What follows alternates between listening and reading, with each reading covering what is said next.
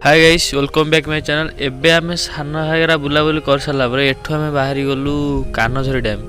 एबे आसंतु जिबा कानझरी डैम। प्लीज चैनल टू दी सब्सक्राइब करनांती सब्सक्राइब कर दियंतु। आसंतु जिबा एबे कानझरी डैम। सान घागरा ठुर कानझरी डैम मिनिमम 20 किलोमीटर। एबे आमे पसी गलु कानझरी डैम रो रास्ता को। आसंतु जिबा।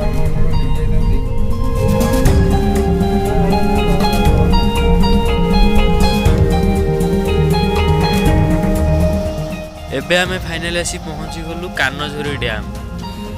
आसंतु जिबा आउ कोन कोन अछि देखिबा प्लेस रे। प्लीज वीडियो टी लास्ट जाय देखंतु।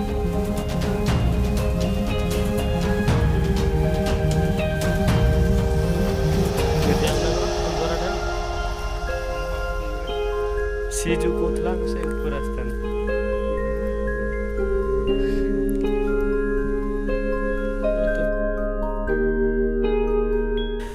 एबे आमे ऊपर को डैम रो ऊपर को जिबा चेष्टा करजु। आसंतु जिबा डैम रो ऊपर व्यू किछि म आपन देखैबी। एटा होउची साइड व्यूटा।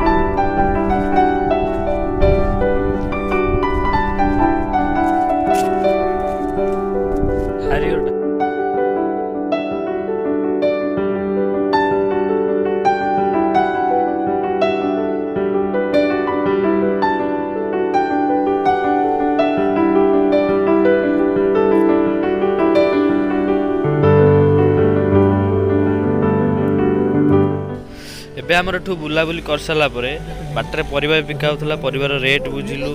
तापर एबे बाहर गलु खाइया पई। होटल मिनिमम 50 किलोमीटर थिला। खाई साला परे बहुत जोर से वर्षा होतला। ताकू कैप्चर गलु माने बहुत जोर से। तापर पहुंची गलु पहाड़ रो रसगोल्ला खाइया पई बाटरे। एबे आसुन आमे जोडे रसगोल्ला खाई देबा। पूरा गरम गरम बहुत टेस्टी भी थिला। माने पार्टी भी देउ नथला एते जोर गरम थिला। पहाड़